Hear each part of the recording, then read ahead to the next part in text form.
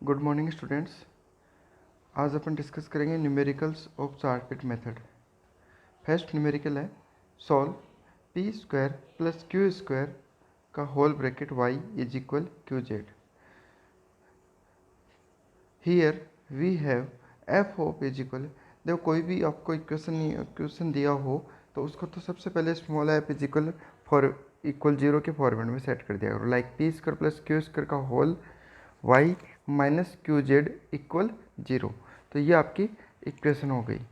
Then Charpit auxiliary equations are. Charpit auxiliary equation अपन ने last lecture में discuss किया था, तो ये आपको याद होनी चाहिए चार ऑक्सिलरी इक्वेशन। इस ऑक्सिलरी इक्वेशन के याद होने से ही ये मान लो कि आपका आधा क्वेश्चन सोल्व हो गया। उसके बाद में आप क्या करना है कि चारपिट ऑक्सिलरी इक्वेशन में जो जो डिफरेंशिएशन दिए हुए हैं वो सॉल्व कर लो बाई इक्वेशन नंबर 2। तो देखो यहाँ पर चारपिट इक्वेशन में पहली वैल्यू क्या दी हुई है, डेल बाई डेल एक्स दिया हुआ आपको दिख रहा होगा। ये देखो del f upon del x, फिर आपको दिख रहा है del f upon del y, del f upon del z. यानी हमने जो एफ है इक्वेशन नंबर 2 वाला ये वाला पार्ट, इसको डिफरेंशिएट किस किस के रिस्पेक्ट में करना है, एक्स के रिस्पेक्ट में करना है, वाई के करना है, जेड के करना है, पी के करना है और क्यू के। ये पांचों के रिस्पेक्ट में अपने क्या करना है, इसको डिफरेंशिएट करना है। तो डिफरेंशिएट करने पर अपने पास क्या वैल्यू आ रही है, देखो del f by del x. यानी ऐप के रिस्पेक्ट में ऐप को एक्स के रिस्पेक्ट में डिफरेंशिएट करेंगे तो यहाँ पर कहीं पर भी कोई एक्स नज़र आ रहा आपको, नहीं आ रहा। इसका मतलब ये पूरा क्या हो गया, कांस्टेंट। तो del f by del x की वैल्यू क्या आ गई, जीरो आ गई। उसके बाद में हमें कह रहा है कि differentiate with respect to y, तो del f upon del y करेंगे। तो यहाँ आगे वाले पार्ट में क्यू जेड में कोई दिख रहा है जीरो, यहाँ पर क्यू जेड में नहीं है। कोई वाई दिख रहा है, नहीं दिख रहा है। इसका मतलब ये क्या हो गया, कांस्टेंट है, कांस्टेंट का क्या होता है, जीरो होता है। और यहाँ पहले वाले टर्म में आपको वाई दिख रहा है, वाई का डिफरेंशिएशन करेंगे तो क्या आएगा, 1। तो क्या बचेगा, p square plus q square. तो हमने लिख दिया del f upon del y की value p square plus q square. फिर हम डिफरेंशिएट कर रहे हैं with respect to z. With respect to z करेंगे तो पहले वाले टर्म में कहीं पर भी जेड नहीं दिख रहा, तो ये पूरा कांस्टेंट है और कांस्टेंट का डिफरेंशिएशन क्या होता है, जीरो होता है। फिर आगे वाले पार्ट में टर्म में देखो इसमें दिख रहा है जेड, जेड का 1 करेंगे तो क्या होगा, माइनस क्यू। तो डेल बाई डेल जेड की वैल्यू क्या आ गई, माइनस क्यू आ गई। फिर हमें डिफरेंशिएट करना विथ रिस्पेक्ट टू पी। तो पी आपको पहले वाले टर्म में दिख रहा है, तो पी स्क्वायर का कितना होता है 2p, और 2p को y से मल्टीप्लाई करोगे तो कितना दिखेगा, 2py दिखेगा। सिमिलरली अपने को क्या निकालना है, del f upon del q निकालना है। विथ रिस्पेक्ट टू क्यू करेंगे तो यहाँ पहली टर्म में भी क्यू दिख रहा है तो 2qy बन गया, तो ये लिख दिया हमने 2qy। फिर आगे वाले टर्म में भी क्यू दिख रहा है तो क्यू का 1 हो जाएगा तो क्या बनेगा, माइनस जेड। तो ये हमने माइनस जेड लिख दिया। इस तरीके से हमने क्या किया, ये पाँचों पार्शियल डिफरेंशिएशन सोल्व कर लिए। सोल्व करने के बाद में we put all these values in equation number 3। Equation number 3 कौन सी है आपकी, ये रही, ये आपकी इक्वेशन नंबर 3 है। इस इक्वेशन नंबर 3 में ये जो जितनी वैल्यू हमने सोल्व की है वो सारी वैल्यू पुट कर दो। पुट करने पर आपके पास इस तरीके का दिखेगा, D P upon minus P Q is equal D Q upon P square plus q square minus Q square. इस तरीके के आपको फॉर्मेट नज़र आएगा। अब इस फॉर्मेट के अंदर आपको सेकंड टर्म नज़र आ रही होगी, यहाँ वाला पार्ट देखो, यहाँ P square plus q square minus Q square दिख रहा है। तो क्यू स्क्वायर और माइनस क्यू स्क्वायर तो कैंसिल आउट हो गया, तो क्या बचेगा आपको, D Q upon P square बचेगा। फर्स्ट वाली टर्म आपको ऐसे कैसे दिख रही है, तो अपन क्या करें, फर्स्ट 2 टर्म्स को ले रहे हैं, पहले ये वाले टर्म्स को ले रहे हैं ओनली। इन 2 टर्म्स को लेने पर अपने पास ये नजर आया। इनमें भी देखो इधर पी स्क्वायर है, यहाँ पर भी एक पी दिख रहा है, ये कैंसिल आउट हो जाएगा। तो अपने पास क्या बचेगा, D P upon minus Q is equal D Q upon P बचेगा। अगर हम इनको क्रॉस मल्टीप्लाई करें तो देखो ये वाला पार्ट बनेगा P D P is equal, यहाँ बनेगा माइनस क्यू डी क्यू, कुछ ऐसा दिखेगा। और ये माइनस डी क्यू को भी अगर इस तरफ लेके आ जाए, इस तरफ इक्वल साइन के, तो ये क्या हो जाएगा, प्लस का हो जाएगा। तो P D P plus Q D Q equal 0 दिखेगा। उसके बाद में इंटीग्रेटिंग करते हैं दोनों तरफ, तो इंटीग्रेशन करेंगे तो पी का इंटीग्रेशन क्या होगा, पी स्क्वायर अपॉन 2 होगा। ठीक है, आपको पता ही है इंटीग्रेशन का। अगर इंटीग्रेशन करते हैं तो कितना आता है, पी स्क्वायर बाई 2 आता है। फिर क्यू का करोगे तो क्या आएगा, क्यू स्क्वायर बाई 2 आ जाएगा। और इज इक्वल क्या आता है, कांस्टेंट आता है, तो वो कांस्टेंट लिख दिया। और ये 2 जो दोनों में कॉमन आ रहा है ये इससे मल्टीप्लाई हो जाएगा तो 2c बन जाएगा। और उस 2c को आर्बिट्री कांस्टेंट को अपन ने क्या लिख दिया, एक बार ए स्क्वायर लिख दिया, तो ये पार्ट आ गया अपने पास। ठीक है, again putting the value of P square plus q square in the given equation. देखो ये P square plus q square की वैल्यू कांस्टेंट आ रही है, जिसको हमने क्या नाम दे दिया, ए स्क्वायर नाम दे दिया। और ये ए स्क्वायर रखना कहाँ है, जो गिवन इक्वेशन है ना आपकी फर्स्ट, इसमें रखना है, इसमें। यहाँ पर P square plus q square की जगह क्या रख दिया, ए स्क्वायर। तो आपको क्या नजर आएगा, a square y is equal q z. आप यहाँ से क्यू की वैल्यू निकाल सकते हो, क्या हो जाएगी, ए स्क्वायर वाई अपॉन जेड। ठीक है, तो ये वैल्यू हमने निकाल ली यहाँ पर, a square y is equal q z आ गया। और यहाँ पर क्यू इजिकल क्या निकाल लिया हमने, ये वाला part, A square Y upon Z. Now by equation 4, equation 4 आपको दिख रही होगी, देखो आपने सोल्व किया अभी, p square plus q square वाली, p square plus q square is equal A square. यहाँ पर क्यू की वैल्यू हमने सोल्व कर ली, ये वाली पार्ट, ये वैल्यू हम यहाँ पुट कर देंगे इस क्यू की जगह। जैसे हम ये यहाँ पुट करेंगे तो आपको कुछ इस तरीके का दिखेगा। ठीक है, P square plus A square Y upon Z का whole square is equal Q square, sorry equal A square. अब इसके अंदर p की वैल्यू निकाल लेंगे हम, तो p की वैल्यू आपके पास ये आएगी सोल्व करने पर, ये आपके पास p की वैल्यू आ गई। तो हमने p और q दोनों निकाल लिया। जब आप p और q दोनों की वैल्यू निकाल लो तो वो हमेशा किस में पुट करनी है, ये आपको 4 पिट मेथड में मैंने जो प्रोसेस बताई थी, वर्किंग रूल बताया था, तब बताया था कि पहले ऑक्सिलरी इक्वेशन लिखनी है, ऑक्सिलरी इक्वेशन के जो डिफरेंशिएशन है उनको सोल्व करना है, सोल्व करने के बाद में वो डिफरेंशिएशन को वापस ऑक्सिलरी इक्वेशन में पुट करो, पुट करने के बाद में अपना मेन एम क्या है, to find the value of P and Q. वो पी और क्यू की वैल्यू हमने निकाल ली। जैसे ही पी और क्यू की वैल्यू आ जाएगी तो वो हमें इस इक्वेशन में पुट करनी है, D Z is equal P D X plus Q D Y में। यहाँ पुट करने पर अपने पास कुछ ऐसा दिखेगा। ठीक है, अब इसको सॉल्व करना है अपने को।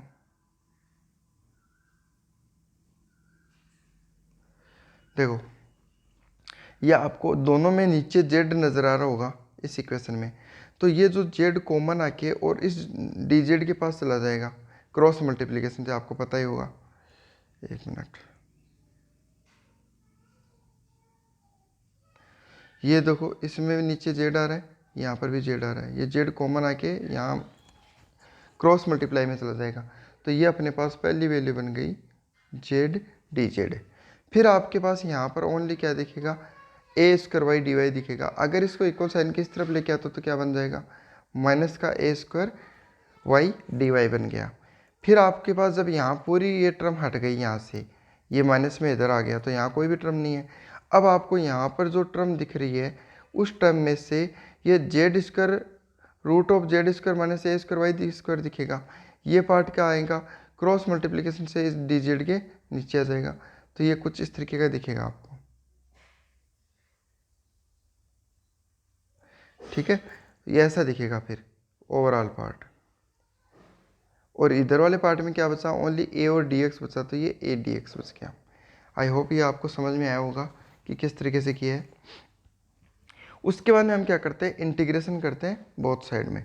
इंटीग्रेशन के फॉर्म में लिखा तो ये इंटीग्रेशन लगा दिया दोनों के। जब इंटीग्रेशन साइन लगाते हैं तो प्लस में क्या लिखते हैं, एक आर्बिट्री कांस्टेंट को हमने आर्बिट्री कांस्टेंट बी लिख दिया।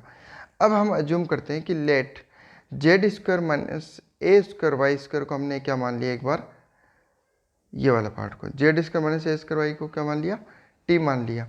अगर हम इसे डिफ्रेंशिएट करें तो जेड स्क्वायर का डिफ्रेंशिएशन कितना होता है, 2z D Z. Y square का करेंगे तो 2 माइनस 2a स्क्वायर तो है ही, वाई स्क्वायर का क्या होगा 2y डी वाई हो गया, टी का करेंगे तो डी टी हो गया। ठीक है, दोनों में कॉमन क्या आ रहा है, देखो एक बार कॉमन देखो, कॉमन आ रहा है 2, इसमें भी 2 दिख रहा है, इस टर्म में भी और इसमें भी 2 दिख रहा है आपको। तो 2 कॉमन ले लेंगे तो आपको नजर आएगा 2z D Z minus A square Y d Y, ये नजर आएगा। तो ये पार्ट आपको इस क्वेश्चन में यहाँ ऊपर दिख रहा होगा Z D Z minus A square Y d Y. इसकी जगह तो पूरी की जगह क्या लिख दें, डी टी अपॉन 2। तो ये 1/2 तो मैंने बाहर कर दिया इसका, देखो ये 1/2 जो आया था वो तो बाहर रख दिया। और इस पूरी टर्म की जगह मैंने क्या लिख दिया, ये डी टी लिख दिया, और यहाँ Z square minus Y square को टी माना था यहाँ पर, तो यहाँ मैंने रूट टी कर दिया। अब रूट टी को अगर ऊपर लेके जाते हो तो नीचे टी की पावर हाफ है, तो ऊपर जाएगा तो टी की पावर कितनी हो जाएगी भाई, माइनस हाफ हो जाएगी। ये टी की पावर माइनस हाफ, और टी की पावर माइनस हाफ यानी एक्स की पावर एन दिख रही है आपको। इसका इंटीग्रेशन क्या होता है, टी की power minus half plus 1 upon minus half plus 1। तो ऊपर वाले पार्ट में क्या बचेगा, टी की पावर प्लस हाफ बच जाएगा, ये तो हट जाएगा, ये क्या हो जाएगा टी की पावर प्लस हाफ, नीचे भी क्या बचेगा टी की पावर हाफ। तो ये जो हाफ है 1/2, ये तो इस 1/2 से क्या हो गया, कैंसिल आउट हो जाएगा, और यहाँ ऊपर क्या बचेगा, ओनली रूट टी बचेगा। तो आपको कुछ इस तरीके से नजर आएगा, टी की power half is equal A X plus B.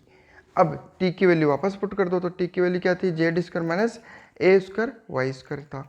अगर दोनों तरफ स्क्वायर कर दे तो आपके पास ये टर्म आ जाएगी, और minus A square Y square को इक्वल साइन के राइट साइड में भेज दें तो जेड स्क्वायर इजिकल कितना आएगा, a square Y square plus A X plus B का होल स्क्वायर। इस तरीके से हम इसका सॉल्यूशन निकालते हैं। तो आई थिंक समझ में आया होगा आपको। तो इसी के रिगार्डिंग एक और एग्जांपल देखते हैं 4 बिट मेथड के बेस पे, कि solve P X Y plus P Q plus Q Y is equal Y Z. तो पहली चीज़ तो आपको क्या करनी थी कि इसको एफ इज इक्वल 0 के फॉर्म में लिखना है। तो एफ इज इक्वल लिखेंगे तो यहाँ पर जो ये वाई जेड है ये माइनस वाई जेड बन जाएगा, और इक्वल टू क्या आ जाएगा, 0। तो पहली चीज़ तो आपको इक्वेशन नंबर 2 तैयार करनी है। उसके बाद में आपको ऑक्सिलरी इक्वेशन ध्यान में होनी चाहिए। तो ये आपकी ऑक्सिलरी इक्वेशन दिख रही है पूरी। इस ऑक्सिलरी इक्वेशन में क्या क्या रिक्वायरमेंट है, del f by del x, del f upon del y, del f upon del z, del f upon del p और del f upon del q. ये सारी चीज़ें हमें इक्वेशन नंबर 2 से निकालनी है, जो हमने ये निकाल ली। देखो आई थिंक आप भी निकाल लोगे इजीली, क्योंकि सिंपल डिफरेंशिएशन है और कुछ भी नहीं है। पार्शियल डिफरेंशिएशन है, ध्यान में रखना आपको। और पार्शियल डिफरेंशिएशन में क्या करते हैं हम, जब हम जिस वेरिएबल के रिस्पेक्ट में डिफरेंशिएट करते हैं तो वही एज ए वेरिएबल बिहेव करता है। रिमेनिंग जो भी वेरिएबल्स होते हैं वो एज ए कांस्टेंट होते हैं। तो जब हम x के रिस्पेक्ट में करेंगे तो अपने पास y z p q constant रहेंगे। जब हम y के रिस्पेक्ट में डिफरेंशिएट कर रहे हैं तो x z p q constant रहेंगे। जब हम z के रिस्पेक्ट में करेंगे तो अपने पास x y और पी क्यू ये सारे कांस्टेंट रहेंगे। तो इस तरीके से हम करके ये सारी वैल्यू सोल्व कर सकते हैं। सोल्व करने के बाद में हमें क्या करना है, ये सारी वैल्यूज इक्वेशन नंबर इसमें ऑक्सिलरी इक्वेशन में पुट करनी है। जब हम ऑक्सिलरी इक्वेशन पुट कर देंगे तो अपने पास न्यू इक्वेशन कुछ इस तरीके से बन के आएगी। और इस इक्वेशन में आपको नज़र आ रहा होगा, अगर सेकंड पार्ट देखो आप, फर्स्ट पार्ट देखो आप, तो यहाँ पर पी वाई दिख रहा है और यहाँ पर माइनस पी वाई दिख रहा है। तो ओवरऑल ये क्या हो जाएगा, 0 हो जाएगा। तो यहाँ पर आपको नज़र आएगा कुछ इस तरीके से डी पी अपॉन 0, और ये डी पी अपॉन 0 यहाँ पर किसी के भी इक्वल करते हैं। यहाँ हमारा कोई भी टर्म है तो ये क्रॉस मल्टीप्लिकेशन से ये इसको क्या कर देगा, 0। तो आपके पास क्या बन के आएगा, डी पी इक्वल 0। अगर डी पी इक्वल 0 है तो इसका इंटीग्रेशन करने पर डी पी का इंटीग्रेशन तो क्या हो जाएगा, पी हो जाएगा। और इधर 0 है, इसका मतलब क्या है, कोई कांस्टेंट है इधर। ठीक है, 0 का इंटीग्रेशन करेंगे तो क्या आएगा, कांस्टेंट आएगा। क्योंकि इंटीग्रेशन जब भी साइन करते हैं हम तो प्लस में क्या लिखते हैं कि कांस्टेंट लिखते हैं। तो वो ये कांस्टेंट क्या है, ए है। ठीक है, तो आई थिंक आपको समझ में आ गया होगा कि डी पी इजिकल 0 कैसे आया और पी इजिकल ए कैसे हो गया। ये हुआ है इंटीग्रेशन करने पर। ठीक है, डी पी का इंटीग्रेशन पी और यहाँ पर 0 का इंटीग्रेशन ए। यानी आप अगर वापस डिफ्रेंशिएशन करो तो पी का डिफ्रेंशिएशन क्या हो जाएगा, डी पी, और ए कांस्टेंट का डिफ्रेंशिएशन क्या होता है, 0। तो आपको वापस यही वैल्यू मिल जाएगी। ठीक है, now we putting the value of P in the equation first. हमें क्या करना है, इसको इक्वेशन फर्स्ट में रखना है। ये रही आपकी इक्वेशन फर्स्ट। इस में इक्वेशन फर्स्ट देखो, ये वाली पार्ट, इसमें जहाँ जहाँ पी दिख रहा है आपको वहाँ ए रख देना है। अगर आप ऐसे करोगे तो आपको पी दो नज़र आ रहा होगा, पहली टर्म में और दूसरी टर्म में, तो दोनों में क्या आ जाएगा, ए आ जाएगा। अगर आपने ए को कॉमन ले लिया तो यहाँ क्या बचेगा, देखो एक्स वाई प्लस क्यू बचेगा, या सॉरी इसको सॉल्व करना है क्यू की फॉर्म में। तो पहली वैल्यू आपके पास क्या बनेगी, देखो ए एक्स वाई बनेगी, फिर बनेगा आपके पास ए क्यू, उसके बाद में बनेगा क्यू वाई, और इक्वल क्या बनेगा, वाई जेड। अब आप में यहाँ दिख रहा होगा, पहले इस टर्म को देखो, दोनों में क्या नज़र आ रहा है, क्यू। क्यू को कॉमन ले लोगे क्या बनेगा, ए प्लस वाई बनेगा। तो यहाँ से अपना एम क्या हो जाता है, अगर हमने पी की वैल्यू पुट कर दी तो हमने क्यू की वैल्यू फाइंड आउट करनी है बाद में। तो यही किया हमने। यहाँ देखो, इसमें a x Y plus a q plus Q y minus y z equal 0 बन गया। यहाँ हमने क्यू कॉमन ले लिया तो ए प्लस वाई बन गया। रिमेनिंग टर्म्स को राइट साइड में भेज दिया, तो यहाँ से ओवरऑल अपने पास क्या मिल जाएगा, एक क्यू की वैल्यू मिल जाएगी। अब आपके पास क्यू की वैल्यू आ गई, पी की वैल्यू आ गई। जैसे ही पी और क्यू की वैल्यू हो जाती है तो हमें क्या करना होता है, D Z is equal P D X plus Q D Y, ये कर देंगे। ये देखो ये आपकी इक्वेशन हो गई। इसमें हमने p की वैल्यू पुट कर दी और q की वैल्यू पुट कर दी। उसके बाद में क्या करना होता है, रीअरेंज करना होता है। रीअरेंज कैसे करेंगे, देखो आपको यहाँ नज़र आ रहा होगा z minus A D x, sorry z minus A x. अगर z माइनस ए एक्स है तो इसका डिफ्रेंसिएशन करेंगे तो क्या होगा, d Z minus A D x. तो वो d Z minus A D x बनाना है सबसे पहले अपने को।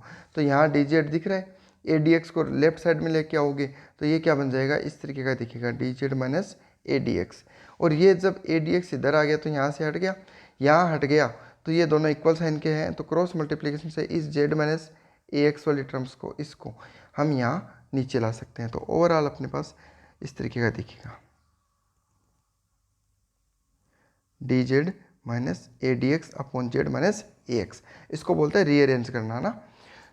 ये राइट साइड में क्या दिखा, y है, नीचे क्या आया, a प्लस वाई आ गया, डी वाई आ गया, ऐसा कैसा दिख रहा है। अब ये पार्ट नीचे वाली टर्म ये कैसे आई है, देखो आपको ऊपर y दिख रहा है, ऊपर हमें y हटा के कांस्टेंट बनाना है। कैसे बना सकते हैं, देखो नीचे वाली टर्म में क्या आ रहा है, a प्लस वाई आ रहा है, ऊपर y आ रहा है, तो क्या मैं a जोड़ दूँ एक बार, तो a प्लस वाई माइनस ए लिख सकता हूँ क्या, प्लस का a और माइनस का a कैंसिल आउट हो जाएगा, तो कोई इफेक्ट नहीं पड़ेगा।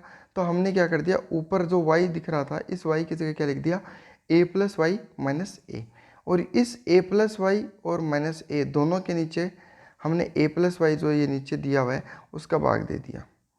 यहाँ पर भी a प्लस वाई बनेगा और यहाँ पर भी a प्लस वाई बनेगा, ये कैंसिल आउट हो जाएगा तो क्या बनेगा, 1 बनेगा। और ये पार्ट आपको नज़र आ रहा होगा, ये वाला पार्ट। तो इस तरीके से हम क्या करते हैं, इसको सोल्व करते हैं। ये सोल्व क्यों किया है, क्योंकि अपने को कांस्टेंट बनाना था। यस, तो यहाँ पर लेफ्ट साइड में तो क्या आ रहा है, 1 अपॉन जेड माइनस ए एक्स आ रहा है, D Z minus A D x आ रहा है। राइट साइड में 1 minus a upon a plus y d y आ रहा है। इंटीग्रेशन ऑन बोथ साइड, जब हम इंटीग्रेशन करेंगे तो हमने क्या किया, देखो सेम नज़र आ रहा होगा आपको, लॉग जेड माइनस ए एक्स कैसे बन गया, जेड माइनस ए एक्स, इसको मान लो टी। अगर आप डिफ्रेंशिएट करोगे तो D Z minus A D X is equal कितना आ जाएगा, डी टी। तो ये रहा D Z minus A D X, इसकी जगह तो क्या लिख दूँ, डी टी लिख दूँ, और जेड माइनस ए एक्स की जगह क्या लिख दूँ, टी लिख दूँ। तो आपको नज़र आएगा 1 अपॉन टी और डी टी, और 1 अपॉन टी का इंटीग्रेशन क्या होता है, लॉग टी होता है। तो ये आपका लॉग टी था, ये लॉग टी था, और लॉग टी की जगह टी की जगह वापस पुट कर दिया तो क्या बन गया, लॉग जेड माइनस ए एक्स बन गया। तो इस तरीके से हम सोल्व करते हैं इसको। उसके बाद में देखो 1 का इंटीग्रेशन क्या होता है, y होता है, तो हमने यहाँ 1 का इंटीग्रेशन y कर दिया। माइनस ए दिख रहा है, माइनस ए आ गया।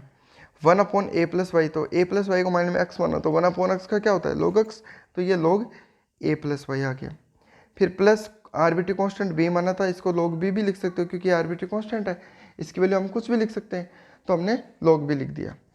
उसके बाद में हमने क्या किया, देखो ये minus A log A plus Y दिख रहा है, तो इस ए को अगर मैं इस ए को अंदर लेके जाऊं तो यहाँ क्या आएगा, पावर में आएगा।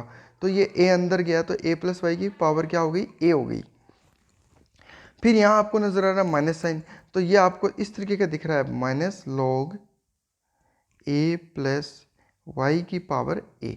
और ये अगर इक्वल साइन के इधर है तो इसको इस तरफ लेके आए तो क्या हो जाएगा, प्लस का, तो ये हमने प्लस का लिख दिया, लॉग ए प्लस वाई की पावर ए। और यहाँ प्लस का जो लॉग भी था इसको इक्वल साइन के इधर लेके आएंगे तो ये क्या हो जाएगा, माइनस का लॉग भी हो जाएगा। तो राइट साइड में जब ये दोनों टर्म हट गई तो यहाँ क्या बचा, ओनली वाई बचा। आई थिंक ये समझ में आ गया होगा आपको, ठीक है। अब आपको नज़र आ रहा है log of log A plus log B, log A plus log B कितना होता है भाई, लॉग ए बी, तो ये लॉग ए बी हो गया। और ये अगर पूरे को ए मान ले तो log a minus log b क्या होता है, log a अपॉन b। तो जो प्लस के होंगे वो तो ऊपर आ गए, माइनस के होंगे वो नीचे आ जाएंगे। तो z minus ax a plus Y की पावर a, ये तो ऊपर आ गए, और माइनस log b होने की वजह से क्या आ गया, नीचे आ गया। इज इक्वल क्या आ गया, y। अगर एंटी लॉग ले तो log हट जाएगा, इधर क्या आ जाएगा, e की पावर y आ जाएगा। फिर z minus A X is equal क्या आ जाएगा, इस b को क्रॉस मल्टीप्लिकेशन से यहाँ ले गया तो क्या बन जाएगा, b e की पावर y बन जाएगा, और a प्लस वाई की पावर a क्या आ गया, इसके नीचे आ गया। ठीक है, उसके बाद में z minus A X is equal A plus Y की पावर a को अगर ऊपर लेके जाएंगे तो क्या आ जाएगा, माइनस a आ जाएगा, और z इज इक्वल क्या बन जाएगा आपके पास, ये फॉर्मेट बन के आ जाएगा, जो अपना रिक्वायर्ड आंसर हो गया। स्टूडेंट्स, अब आपको मैं नीचे 4 असाइनमेंट के लिए क्वेश्चन दिए हैं, ये चारों क्वेश्चन आपको सोल्व करने हैं। देखो यहाँ पर चारों क्वेश्चन में क्या दिया हुआ है, ये वाला पार्ट है p is equal Q Y plus Z square. आपको कुछ नहीं करना, चारों के अंदर सेम प्रोसेस करनी है। पहले ऑक्सिलरी इक्वेशन लिखोगे,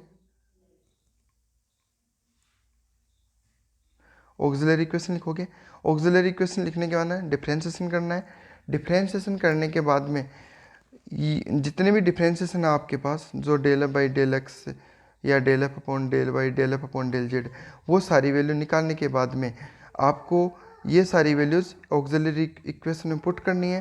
पुट करने के बाद में आपको पी और क्यू की वैल्यू फाइंड आउट करनी है। अगर आपके पास पी और क्यू की वैल्यू आ जाती है, प्रोसेस मैंने आपको 2 एग्जाम्पल में बता दिए, दोनों तरीके से ही अप्लाई करना है सेम सब में। जैसे आपके पास पी और क्यू की वैल्यू आ जाए तो आपको करना क्या है, डी जेड इज को लिखना है P D X plus Q D Y, और यहाँ पर पी और क्यू की वैल्यू रख के इंटीग्रेशन करना है, और ये इंटीग्रेशन सोल्व करोगे तो आपको वैल्यू जेड की मिल जाएगी। ये आपको प्रोसेस अप्लाई करनी है और इस क्वेश्चन चारों असाइनमेंट को सोल्व करना है। ये आपको सबमिट करना है स्टूडेंट्स 4 PM तक। आज ये चारों क्वेश्चन सबके सबमिट होने चाहिए। 2 क्वेश्चन, 2 तो सॉल्यूशन वो, और ये चारों असाइनमेंट के क्वेश्चन ये आप सबके सबमिट होने चाहिए आज 4 बजे तक। ठीक है, थैंक यू।